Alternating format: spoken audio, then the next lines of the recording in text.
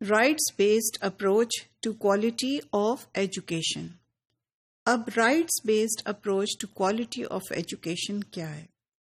Rights based approach اور human capital approach میں the main difference is that while human capital approach is interested in you in terms of how much will you contribute towards national prosperity by working, human rights یہ کہتے ہیں کہ economic prosperity جو ہے وہ زندگی کا الٹیمیٹ گول نہیں ہے. The economic prosperity is only a means to an end. اس کا مطلب یہ ہے کہ ایک ریسورس ہے جس کو یوز کر کے ہم نے انسانوں کی زندگی کو بہتر بنانا ہے.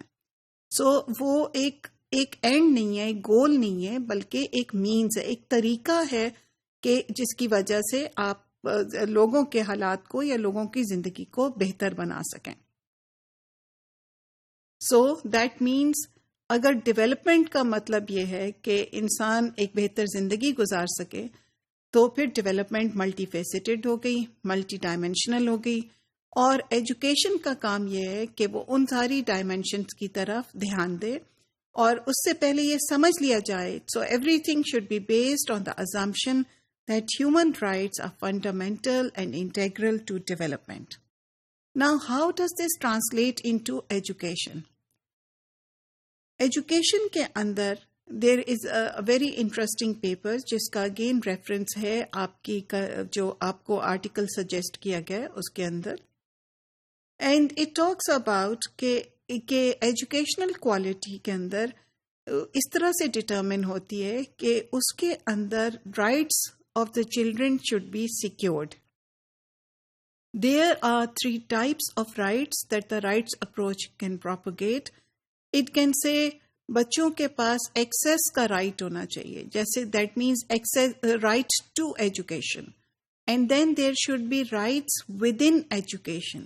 What do we mean by rights within education? یعنی ایجوکیشن کے اندر بچوں کا اسکول کے اندر آنا کافی نہیں ہے، بلکہ ان کو لرننگ اپرچونٹیز بھی ملنی چاہیے اور ان کو اس میں ریکگنائز کرنا چاہیے. ایسی ایجوکیشن ہونی چاہیے جس سے ان کو اپنے بارے میں، اپنے پوٹینشیل کے بارے میں زیادہ پتہ چل سکے. اور اسی طرح رائٹس تھرو ایجوکیشن کو وہ پروپیگیٹ کرتے ہیں. یعنی اگر بچے ایجوکیشن حاصل کرتے ہیں تو وہ اس سے وہ حاصل کر سکیں جس کے لیے انہوں نے ایجوکیشن حاصل کی ہے. ان کو اسی طرح کا فائدہ پہنچے جس طرح کے ایک امیر بچوں کو ملتا ہے یا ڈومیننٹ گروپ کو ایجوکیشن کا فائدہ ہوتا ہے. Now these rights include enactment کا مطلب کہ وہاں پہ ہونا. These rights include enactment of ہونا چاہیے وہ والے rights which are both negative rights and positive rights. Negative rights کیا ہوتے ہیں؟ Negative rights کا مطلب یہ ہے وہ چیزیں جو کہ نہیں ہونی چاہیے. They have right to be safe from abuse. Not to be abused, not to be punished, and not to be جو اس میں not آ رہا ہے وہ اس کو نیگیٹو وہ کرتے ہیں، ہے نا. اور جو پازیٹیو رائٹس ہیں ان کو اگر آپ فریم کریں تو آپ کہتے ہیں یہ رائٹ ہے، ان کو یہ ملنا چاہیے، اور جن چیزوں سے ان کو بچنے کا حق ہے وہ ان کو اس سے بچنا چاہیے. And that is what we call negative rights. Rights discourses اگر آپ اس سینس میں دیکھیں تو آپ یہ دیکھیں گے کہ دے ول چیلنج کارپورل پنشمنٹس. اس کے اندر جو بچوں کو بہت زیادہ اسٹریس وغیرہ ہوتا ہے، انیکویلٹی کے ایشوز ہیں، ان کے بارے میں بات کرے گا، اور یہ کہے گا کہ ایک ایجنڈا بنے ایسا جو کہ ملک کے اندر بھی ہو اور انٹرنیشنل بھی ہو، جو کہ سسٹین کرے آپ کے ایفرٹس کو.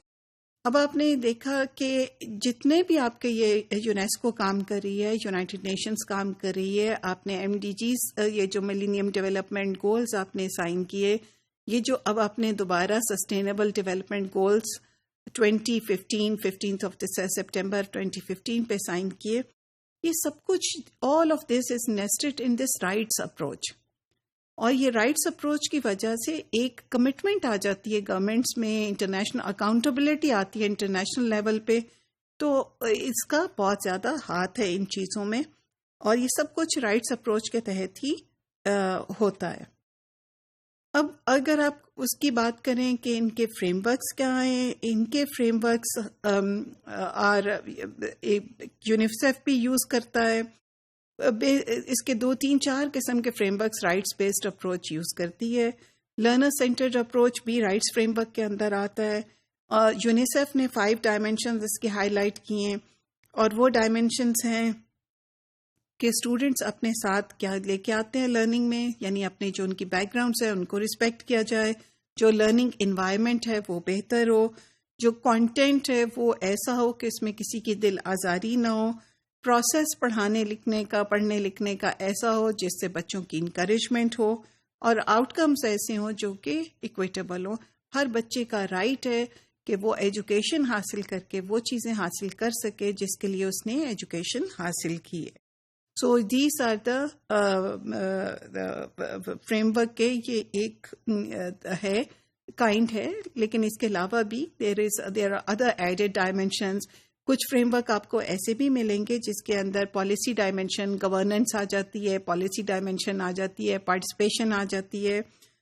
اور جو اب اگر آپ اس کی مینیفیسٹیشن دیکھنا چاہیں تو یہ ایک بہت کانسیپٹ ہے بہت بڑا، یہ چائلڈ فرینڈلی اسکولس کا، جس کے اندر انوائرمنٹ ایک ایسی ماڈل پیش کیا گیا ایسی ایجوکیشن کا ورلڈ اوور، جس کے اندر بچوں کی ایجوکیشن کا یا بچوں کی ضروریات کا بہت خیال کیا جاتا ہے، یا ان کے رائٹس کو رسپیکٹ کیا جاتا ہے.